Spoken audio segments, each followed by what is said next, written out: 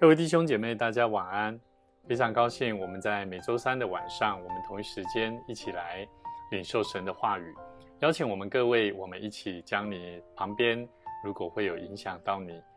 一起安静心领受神话语的东西，譬如说电视或者是手机，请都将它转为震动或将它关机。让我们一起在安静的一个空间里面，我们一起来与神对话，让我们的生命能够不断的去经历上帝的智慧跟同在。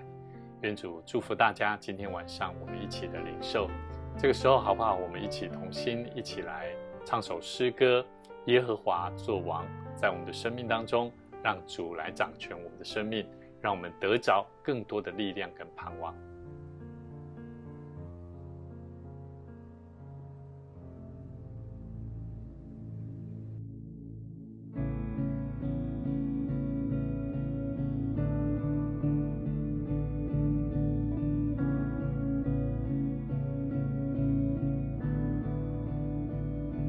当我们每次来到神的面前，我们都需要安静我们自己的心，更需要让上帝来亲自进到我们每一个人的生命里面，对我们说话。以慈爱引领你赎回的百姓，以能力带领我回到同在里，每时代跟随，不偏离不遗弃，专心敬拜你。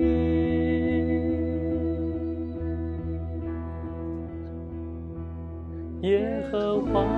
作王，耶和华作王，直到永永远远。命令风吹起，命令雨停息，永永远远掌权。耶和华作王，耶和华作王，直到永永远远。我们呼求中，你淹没仇敌，永永远远掌权。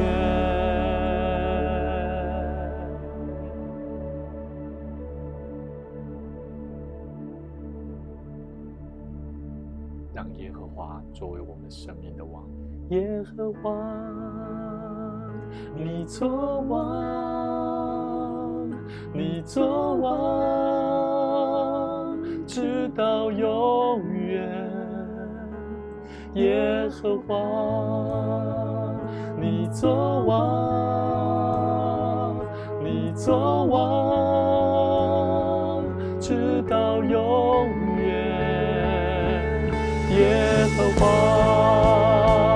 你作王，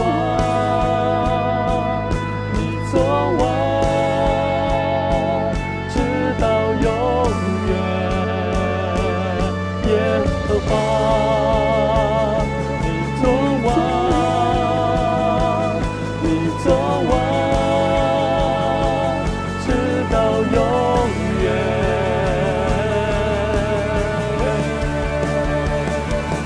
耶和华作王，耶和华作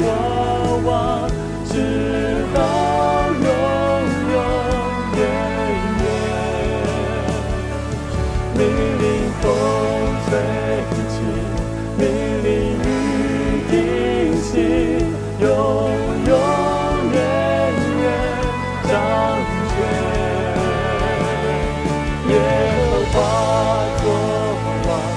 耶和华作王，直到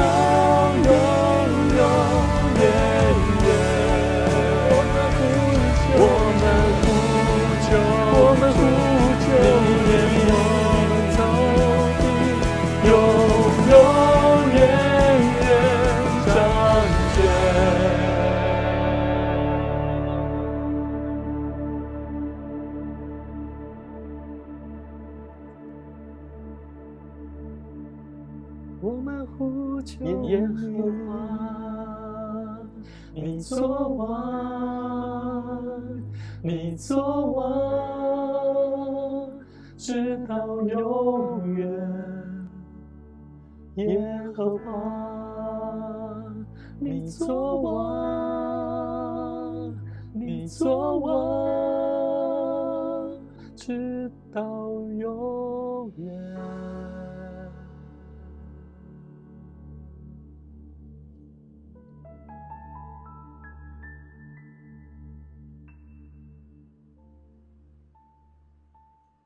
各位弟兄姐妹，我们一起同心来祷告。天父上帝，你是爱我们的神。当我们再次来到神你的面前，我们恳求你，我们也呼求你，因为你爱我们，你要亲自在我们生命里面做我们的王，做我们的主。你要掌管我们的生命，但是我们的生命需要谦卑，我们需要放下，我们需要交托在神你的面前。恳求神再一次带领我们今天晚上的聚集，我们不仅能够从你的话语得着更多丰富我们生命的智慧，我们也要得着这智慧，一起在我们人生的道路上能够走出神所喜悦的样式的生命。求主你改变我们，帮助我们，在我们现实的生活生命当中有许多拦阻，有许多我们看为为什么神你要这样子带领我们的路，但我们恳求神帮助我们，让我们在自己本身生命当中的难处上，我们学习交托神，学习将我们生命的重担交托给主，是因你掌权的生命。无论在我们生命当中遇到什么样的难处，我们都一样让神来掌管我们的生命。我们学习过警醒的生活，来荣耀上帝。求主你带领我们今天的聚集，让我们透过你的话语能够得着更多丰富的智慧，向神献上感谢，祈求祷告，奉主耶稣基督圣名来求，阿们。各位弟兄姐妹，大家晚安。今天牧师要跟大家来分享以西结书第30章1到26节。我们要用一个主题，神的主权跟警醒的人生。在我们生命里面，我们一定会有很多发现，到底我们生命的主权该不该，甚至要不要把我们的主权，好像我们可以掌握自己，但实质上我们需要过的人生是需要让上帝来掌管我们的生命。那到底什么是上帝掌管我们的生命？我先来举一个例子，一个故事来跟大家分享。相信很多人都应该有看过，在登圣母峰，这个全世界非常高的一个圣母峰，那有很多登山客，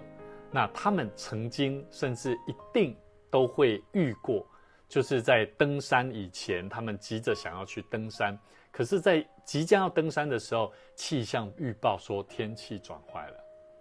那也曾经有人因为不顾这些气象专家的报道，他毅然决然的攻顶，但最后他们还是没有攻顶。而下来的时候，每一个新闻记者媒体在采访询问的时候，他们总是会说一句话：我以为我能掌控一切，却忘了大自然不听我的命令。各位弟兄姐妹，我以为我可以，但我却忘记，其实大自然我们所接触的环境是不是我们可以靠控制的？人常常以为自己能够掌握环境、未来，甚至命运。但是我们今天要一起从以西结书30章，我们一起来看，其实上帝才是真正我们生命的主宰。他不仅掌管我们的生命，他还掌管整个国家的兴衰，甚至掌管人的生命。所以各位弟兄姐妹，今天我们要一起来看这段圣经节，以西结书它30章里面特别针对埃及这个预言，他们延续了我们从29章到32章都是在讲埃及。而当时的埃及是看起来好像非常强盛，可是上帝借着以西结先知要宣告，上帝他要使埃及还有倚靠埃及的这一些邻国都会毁灭，因为上帝他才是历史的主宰。各位弟兄姐妹，这是有关于一个国家。当我们要为国家祷告的时候，当我们处在国家有危难的时候，到底我们应当要依靠谁？我们要依靠上帝的大能，还是依靠我们认为不错的政治人物？各位弟兄姐妹，在我们今天要开始我们今天的经文当中，我们同心一起来读神的话语。以西结书30章1到9节，上主又对我说话，他说：必朽的人啊，你要说预言，宣布我至高的上主要说的话。你要大声喊，惨啦！恐怖的日子到了，上主采取行动的日子来临了。那是乌云密布、列国受惩罚的日子。埃及将遭受战乱，古时将有苦难。埃及人横施全境，全国被洗劫，夷为平地。从古时服吕底亚、阿拉伯、固普，甚至从我子民当中雇来的佣兵都要阵亡。上主这样说：从北部的密夺到南部的瑟弗尼，所有保卫埃及的人都要阵亡。埃及的精锐部队将被消灭。我至高的上主这样宣布了：埃及要成为世界上最荒芜的土地，埃及的城镇要比任何荒城更凄凉。当我放火烧埃及，把守卫城的军队杀光后，他们就知道我是上主。埃及被毁灭的那一天，我要派使者坐船去扰乱安逸无虑的古时人，使他们惊惶失措。那一天已经到了。各位弟兄姐妹，这一段今天我们所看的第1节到第9节里面，上帝他采取一个行动，也就是上帝的日子，耶和华的日子。我们从圣经里面所看到的这一段话，我们从第2节、第3节，上主所采取行动的日子，和合本圣经叫做耶和华的日子。这里表示说，上帝他介入以色列的历史里面施行审判的时刻，而当时候乌云密布，甚至列国受惩罚的日子，也就是说，当时候对国家来讲是非常的动乱，审判的来临。不仅是埃及，连所有倚靠他的国家也在所难逃。那为什么人总是会在这当中无预警知道这些难处呢？当我们在看这段圣经节的时候，为什么感觉好像上帝的审判好像都很恐怖一样？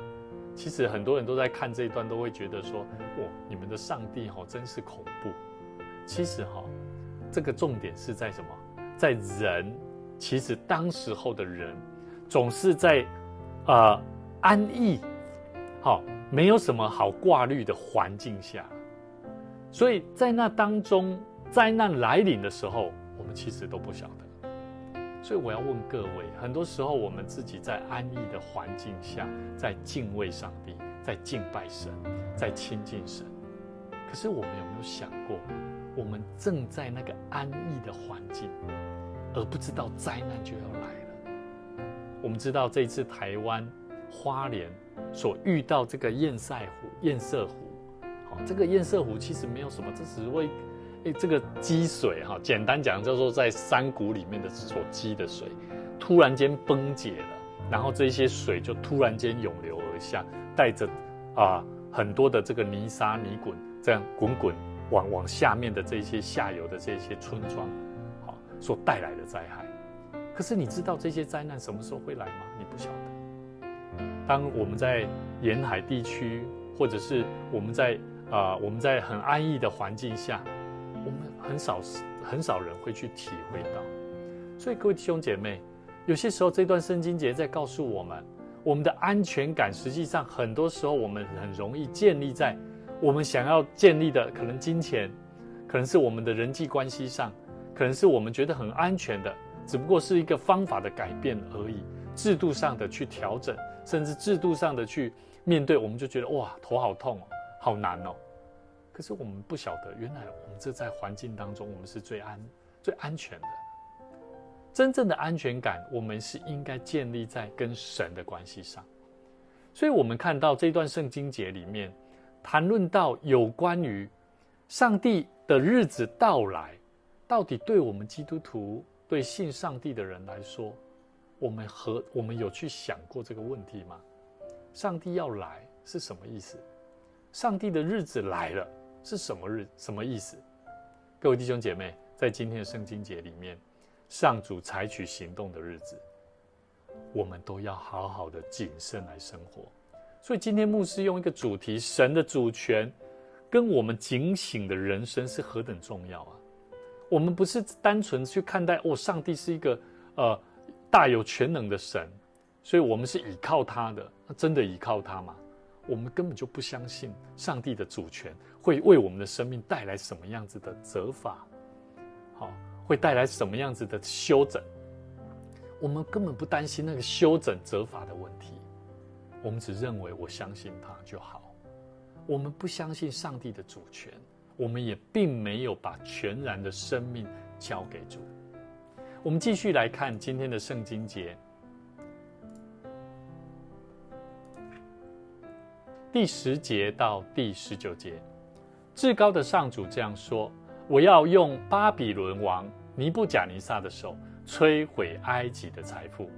他要率领凶狠的军队来摧毁埃及，他们要用刀枪攻击，尸体将横卧全埃及。我要使尼罗河干枯，把埃及交在邪恶的人手中，外国人要来摧毁全国。我至高的上主这样宣布了。至高的上主这样说：我要摧毁在孟菲斯的偶像和假神，没有人统治埃及。我要使埃及人惊惶失措，我要使埃及南部荒芜，我要放火烧北部的索安城，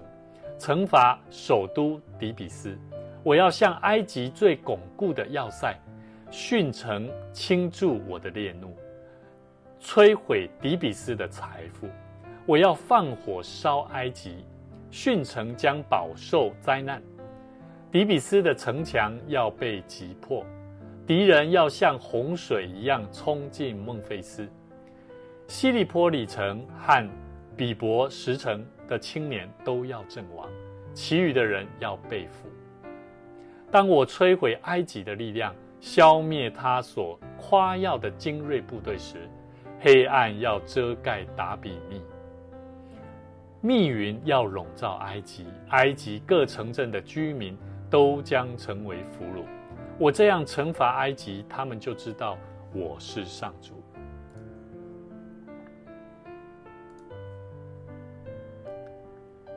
我们今天继续看第2段的圣经节，是上帝借着巴比伦来审判埃及。今天这段圣经节，其实上帝他用巴比伦作为好像是刑罚的工具一样来刑罚这些埃及。上帝他甚至使用外邦的强权来成全了上帝的心意。偶像被毁，君王没有办法再次彰显他们自己的王位的权柄，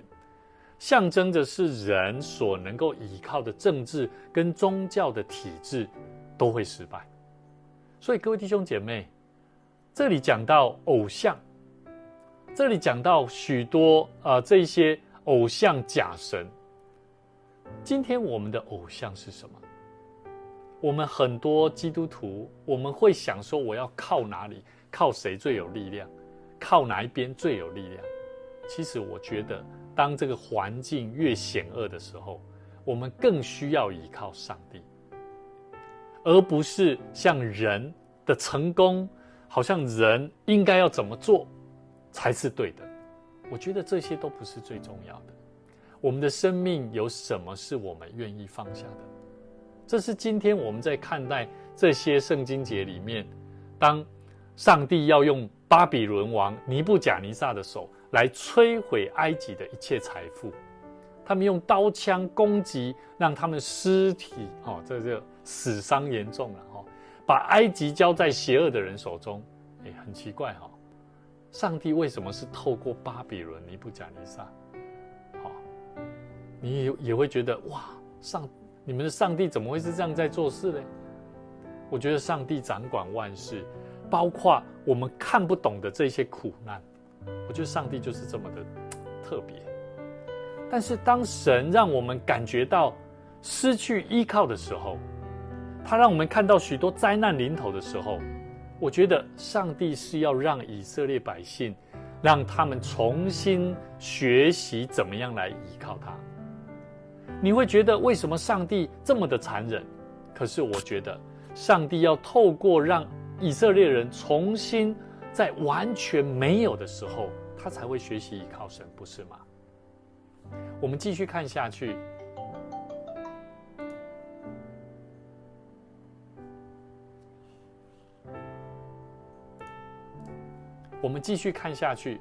圣经节第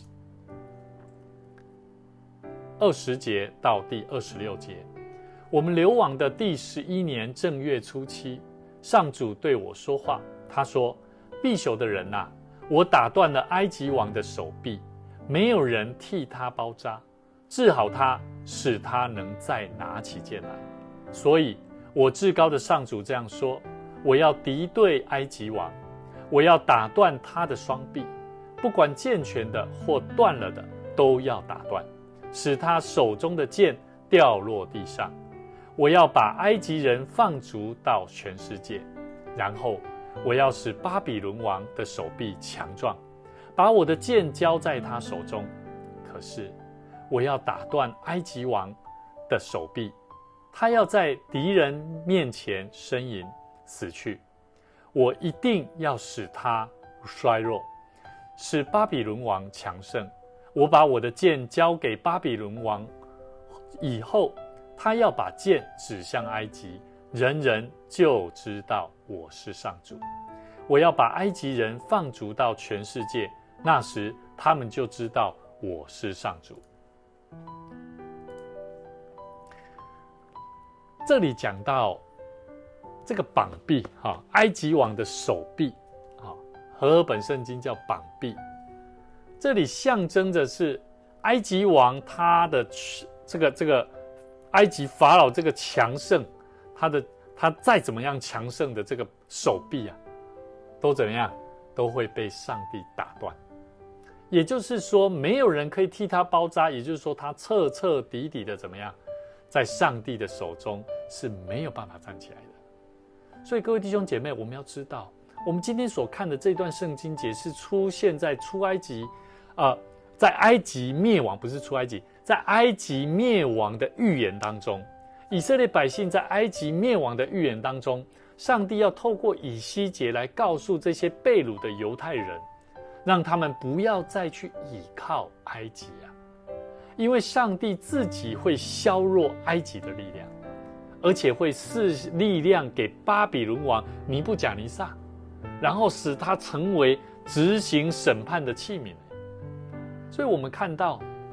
我们有些时候如果我们认真来看这个好像很简单的一个故事情节但是有些时候我们就像这个埃及法老一样，我们以为自己好像可以连接我们身边的很多资源，连接很多我们身边的朋友、弟兄姐妹，我们觉得我们的生命是很健康的，我们觉得我们可以很强盛的，我们觉得我们可以很有智慧的来侍奉上帝，很有能力的来侍奉神。但是我们何尝不像这些法老的埃及的法老王一样，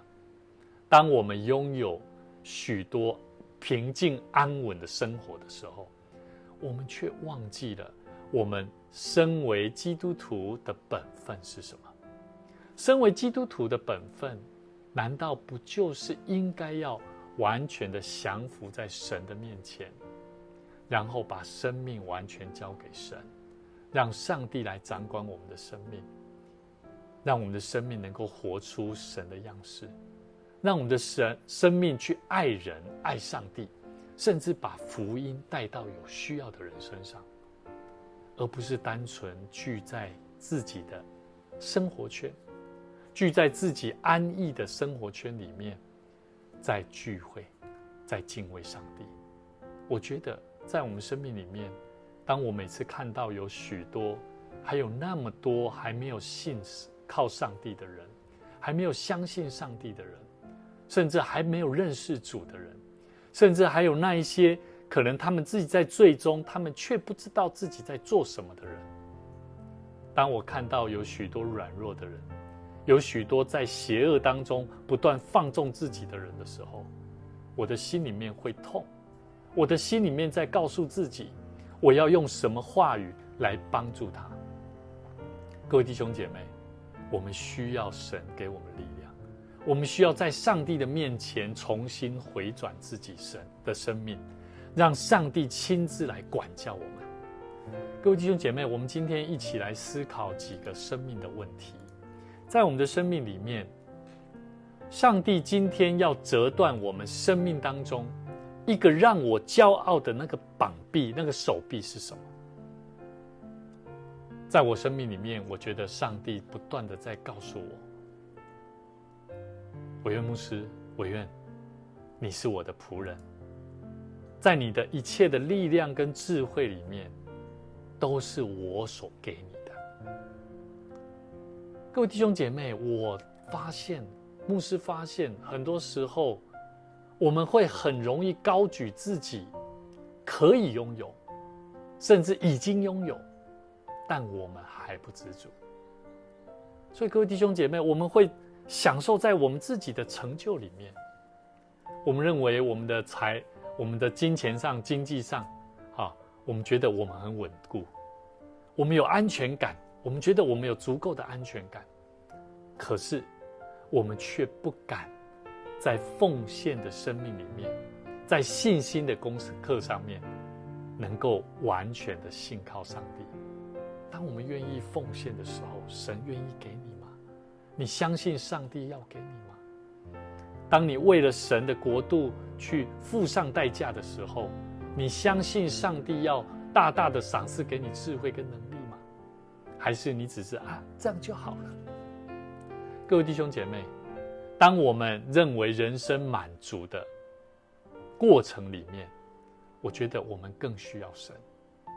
当我们把焦点从赏赐恩典的神重新转移到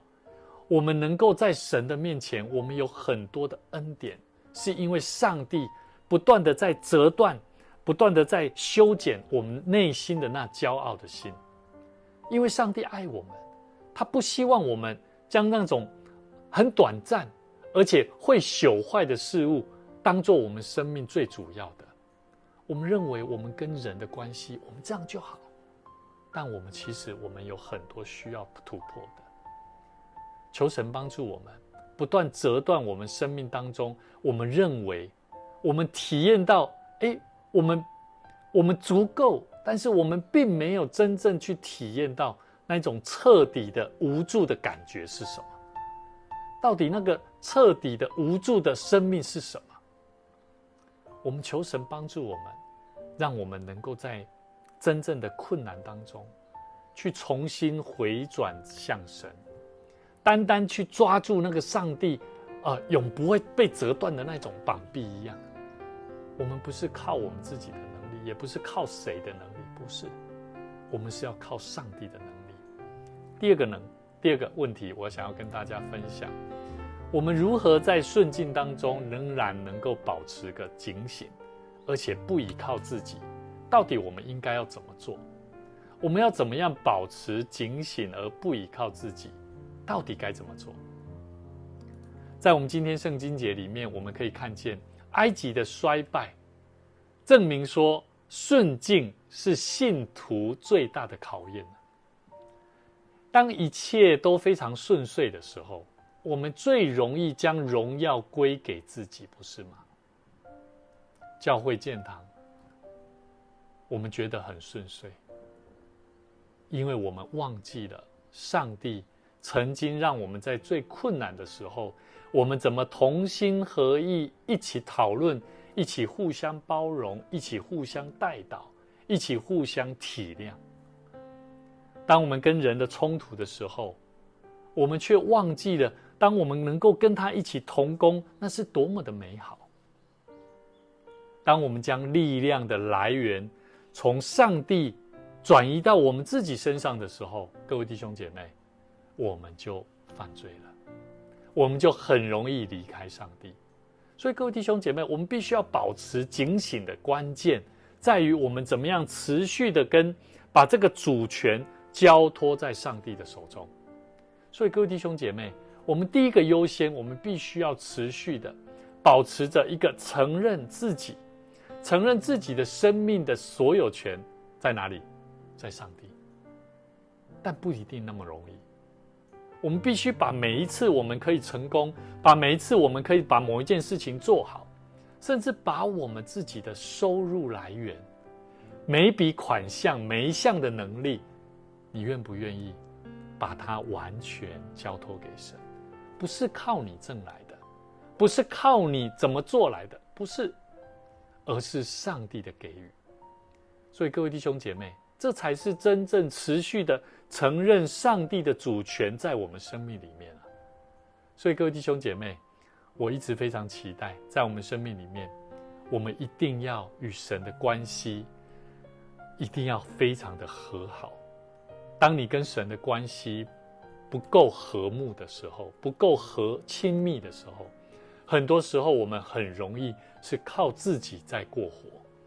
我们甚至在顺境当中，我们也很容易单纯依靠自己，而不依靠神。所以这个很重要，我们一定要在顺境当中保持警醒，不依靠自己。第三个问题，教会要如何在复杂混乱的世代当中，如何带有神掌权的信心？哇，这个不容易啊！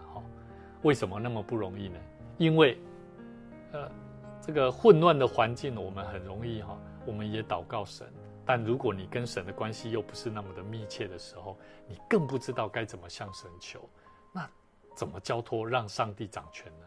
那更别说有足够的信心了。所以我觉得在以西结书30章当中，他特别强调，在许多世上的列国兴衰都是透过上帝的手中。那教会作为上帝国度的子民，我觉得现在的教会，那更应该要在价值观上面一定要有所认知啊。也就是说，教会的价值观要与世界的很多的价值观一定有不一样的反应。也就是说，不能够随波逐流啊。但是我发现，其实现在的很多基督徒，我们不太会去重视这一块，所以很多时候我们活在一个我们不怕这个世俗的力量会影响到我们，但我们要特别小心。今天的圣经节特别预言，埃及当时候是非常强盛的，超级强权是一个超级强权的国家，都会毁灭了。而且是为了要让这些支持埃及的这些列国知道，上帝，我是上帝，上帝是真实的。所以我们的教会在现今的这个世代里面，不管是金融风暴也好，或者是政治上有什么冲突，或者是社会上有什么分裂，我们要记得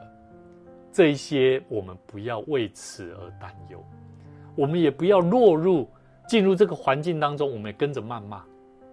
我们应当要有平静安稳的心，在神的面前相信神必掌权，掌管历史的主。但是教会应该要在这动荡的环境当中，应该要表现出稳定，而且要是一个最少焦虑的团体，不是吗？所以牧师想要鼓励各位，基督徒的生命在你生活当中，你会不会很容易因为生活的重担，因为生活遇到跟人的冲突或与人的关系上的难处，而让你不知道该怎么走下去？如果你有这样子的忧虑，牧师要鼓励你，你要再次在神的面前求神帮助你，让神亲自来掌管你的生命。教会不是一个单纯讲爱的群体而已，教会要成为一个讲对的团体。我一直觉得很多基督徒把爱用错了地方，认为教会是讲爱的地方，但是忽略了那个爱是要有主的爱，主的爱是讲真理的。上帝透过耶稣基督是告诉我们，我们的生命是需要有真理的，我们要靠主得着那个生命的真理，我们才有办法走在主的爱里面。所以各位弟兄姐妹，教会不仅要为公义能够发声啊，更要主动无私的向这个社会最软弱、最受冲击的群体，我们要帮助他们，我们要适时的帮助他们，而且要有足够的敏锐度。求神帮助我们。或许今天的主题，或许今天的内容，可能我们听起来会有点复杂一点，但总归一句很重要的重点，就是上帝是我们生命的主，上帝是掌管我们生命的主。只要我们愿意把我们的心敞开在神的面前，神就乐意接纳我们，在神所预定的生命当中，在他所为我们预备的生活环境里面，神也要祝福我们的生命。求主帮助我们各位，让我们一起在神的话语当中去经历上帝的同在。神爱我们，神希望我们能够彼此互相洗脚，在主的爱里面同心合意的来帮助这个社会，帮助这个环境，帮助你的家庭，帮助你自己，让基督作为你生命的元首，祝福你的生命，也祝福我们的教会。愿主赐福大家，我们一起同心来祷告。主啊，你是那掌管一切生命的主。当你打断埃及法老他骄傲的膀臂，我们晓得你扶持了巴比伦王的权柄，但是我们更晓得你是为了要坐在高座上，超越所有地上权势的主宰。你要让我们看见你是真实掌管生命的主。求你赦免我们，我们常常将自己的安全感建筑在会折断的世俗的膀臂上，可能是我们的金钱、我们的健康、我们的能力，甚至某些个人有能力的个人，我们喜爱亲近他们，但是我们却忽略了上帝，你是掌管生命的主。主啊，求你帮助我们，在此刻我们求你帮助我们，让我们心里最骄傲的、最不想放手的那根有力的膀臂，我们要全心的交给你。是你在坚固我们的生命，是你在坚固我们的膀臂。求你再次光照我们，让我们看见我们自己是何等的软弱，也求你圣灵来帮助我们。我们学习不再依靠自己的势力而活，不再依靠自己的才能而活，乃是让我们学习单单的谦卑在主你面前。求你赐给我们力量，我们相信你的能力、你的恩典、你的平安是超越我们所见的恐惧以及害怕，让我们不再害怕任何在地上一切的强权者，让我们学习知道，让我们的生命交托给主，你必定赏赐给我们丰盛的平安与祝福。谢谢主，我们再次将这一切交托在主你面前，愿主你的话语不断的激励我们的生命，教导我们的生命，教导我们当走的道路。祷告奉主耶稣基督圣名来求，阿们。